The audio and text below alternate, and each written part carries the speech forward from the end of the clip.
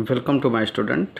हम आपको बताएंगे relation between direction ratio and direction cosine. ये रिलेशन कैसे आउटपुट होता है डिटेल में समझाएंगे, तो पूरा बने रहिएगा, वीडियो में देखिएगा लास्ट तक, शेयर करिएगा, सब्सक्राइब करिएगा, लाइक करिएगा।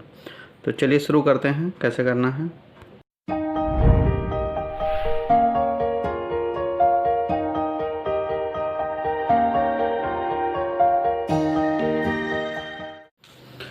Relation between direction ratio and direction cosine में यल एम एन अगर डायरेक्शन कोसाइन है किसी वेक्टर का और ए बी सी कोई 3 नंबर हैं, इस तरीके से हैं। यल एम एन डायरेक्शन कोसाइन है और ए बी सी कोई 3 नंबर है, तो क्या हो जाएगा, यल इस तरह से रिलेशन बन गया है कि यल अपॉन ए, यम अपॉन बी, एन अपॉन सी, इस तरह से बन के आया है।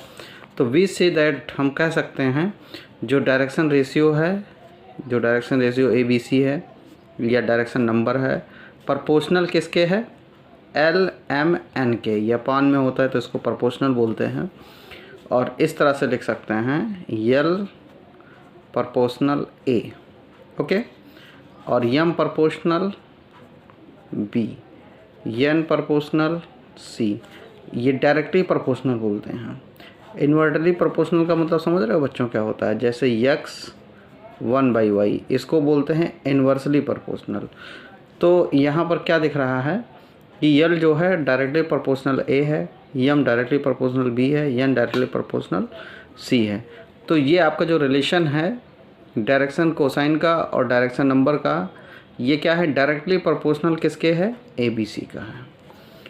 तो चलिए देखते हैं, ये जो आपका रिलेशन था इसको पूरे को लैम्डा मान लिया गया, तो इसको और इसको अगर एक साथ ले लेंगे तो क्या हो जाएगा, L equal to A lambda हो जाएगा, B equal to M equal to क्या हो जाएगा, बी लैम्डा हो जाएगा, और एन इक्वल टू क्या हो जाएगा, सी लैम्डा हो जाएगा। ये आपका रिलेशन पता है, l square m square plus n square equal to 1। तो यल की वैल्यू पुट कर देंगे ए लैम्डा, बी की एम की वैल्यू बी लैम्डा, एन की वैल्यू क्या हो जाएगा, सी लैम्डा। स्क्वायर कर देंगे, इस पूरे में क्या करेंगे, लैम्डा स्क्वायर कॉमन करेंगे। लैम्डा स्क्वायर पूरे में तीनों में क्या है, कॉमन है, तो क्या आ जाएगा, A square plus B square plus C square equal to 1।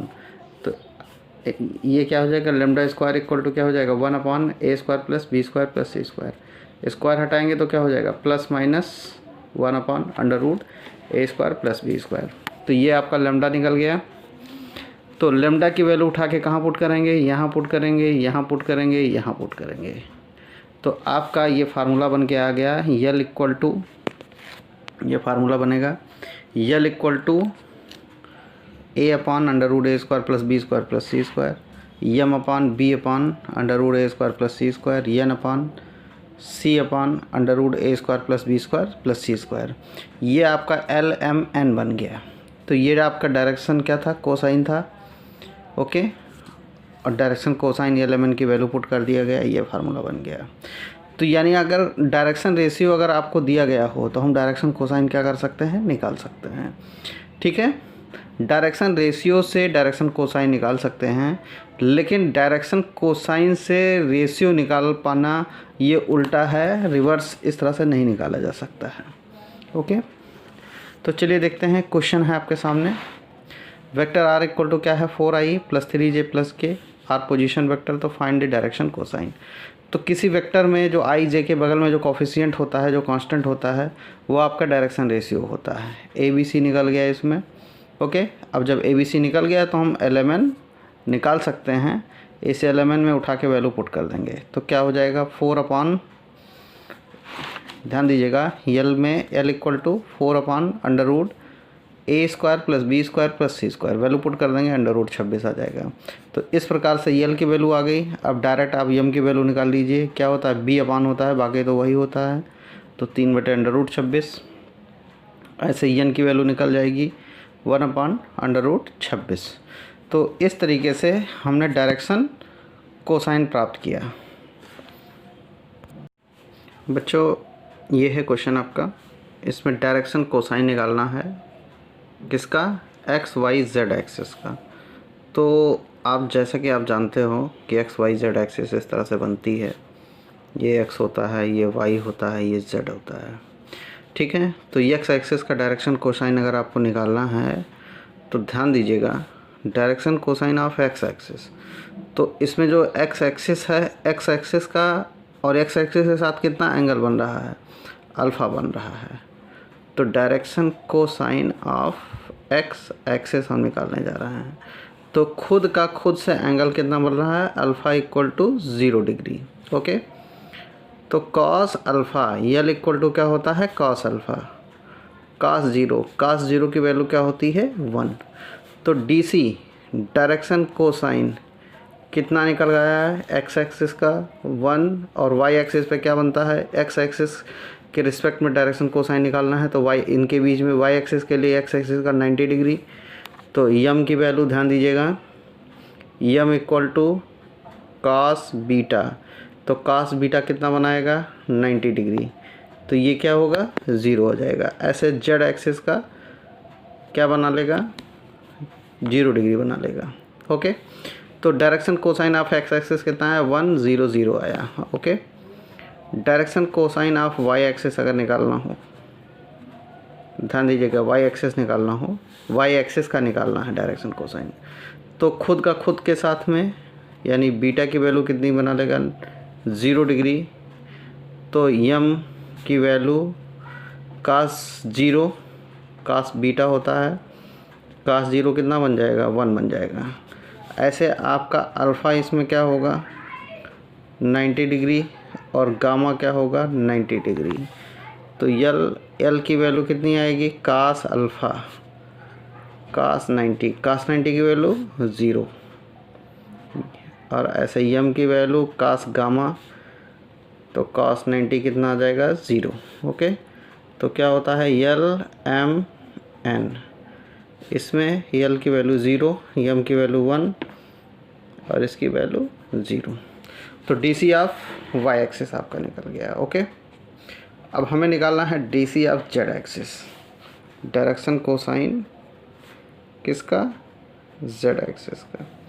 Okay, तो इसमें खुद का खुद से जेड एक्सिस कितना बनाएगा, 0 डिग्री, अल्फ़ा की वैल्यू 90, बीटा की वैल्यू 90, और गामा की वैल्यू 0 आ जाएगी। तो इस प्रकार से यल की वैल्यू 0, यम की वैल्यू 0, और गामा इक्वल टू कास 0, कास 0 की वैल्यू 1। तो डी सी कितना आ जाएगा, 0 0 1। ओके, तो बच्चों इस तरह से क्वेश्चन कंप्लीट हुआ कि direction cosine of x axis, y axis, z axis कितना आएगा। तो आपका ये निकल कर आया, बहुत इंपॉर्टेंट है। और जो आप ज्योमेट्री पर पढ़ रहे हो, ये रटने वाली चीज़ नहीं है, समझने वाली चीज़ है। आप समझ के करना है ज्योमेट्री, तो अच्छे से समझ में आएगा और आपको बिल्कुल लगे रहना है सवाल में। तो बच्चों आपके सामने एक नया क्वेश्चन है, फाइंड द डायरेक्शन कोसाइन। आप वेक्टर पॉइंट है, ये 2 पॉइंट दिए गए हैं, आपको डायरेक्शन जो है डायरेक्शन कोसाइन निकालना है। तो चलिए देखिए इसका डायरेक्शन कोसाइन कैसे निकालते हैं। ठीक है, ए और बी दिया है, ध्यान दीजिएगा, x1 y1 z1, x2 y2 z2। तो इस तरीके से ए निकालने का फार्मूला एक होता है, अगर 2 पॉइंट दिए हों तो x2 माइनस x1 कर दीजिए, बी निकालने के लिए y2 माइनस y1 कर दीजिए, z निकालने के लिए z2 माइनस ABC, सी निकालने के लिए z2 माइनस z1 कर दीजिए। तो x2 की वैल्यू कितनी है, -1, x1 की वैल्यू कितनी है, 1, तो -2 आ जाएगा। y2 की वैल्यू कितनी है, -2, y1 की वैल्यू कितनी है, 2, तो कितना आ जाएगा, -4 आ जाएगा। ऐसे सी z2 कितना है, 1, और z1 कितना है, -3, तो माइनस माइनस +3 हो जाएगा।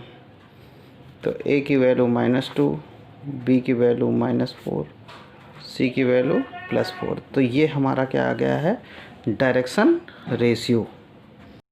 तो बच्चों अब डायरेक्शन कोसाइन निकालने के लिए यल अपान क्या फार्मूला होता था, a/√a² b² c²। ओके, तो पुट कर दीजिए, ए की वैल्यू कितनी है, -2, कितना आ जाएगा, -2 का स्क्वायर 4, 4 का स्क्वायर 16, सी की वैल्यू 4, ये भी 16 आ जाएगा। तो -2, 16 दूना 32, 32 4 36, कितना आ जाएगा -2, 36 की वैल्यू कितनी आ जाएगी 6। तो ये कितना है -1/3। ओके, -1/3। ऐसे ये L निकल गया है। अब आप M निकालोगे तो -4 ये पूरा नीचे यही चलेगा। फार्मूला लिख दूँ, B क्या होता है √A² B² + C²। तो B की वैल्यू -4 है। ये पूरी वैल्यू सॉल्व करने पर कितना आया है 6 आया है। तो 2 2 ज़ा 4, 2 3 ज़ा -2/3। इस तरीके से n निकालना होगा। n की वैल्यू √ क्या होता है A² B² C²। तो C की वैल्यू 4 है। ये पूरी वैल्यू कितनी आई है 6, तो 2/3। तो बच्चों इस तरीके से हमने L, M और n निकाल लिया। कितना आया आपका -1/3, -2/3, 2/3। तो इस तरीके से हमने डायरेक्शन रेशियो और डायरेक्शन कोसाइन निकालना सीखा। तो बच्चों कैसा लगा आपको ये मेरा वीडियो? शेयर करिएगा, कमेंट करिएगा, लाइक करिएगा, सब्सक्राइब करिएगा। बहुत बहुत धन्यवाद आपका।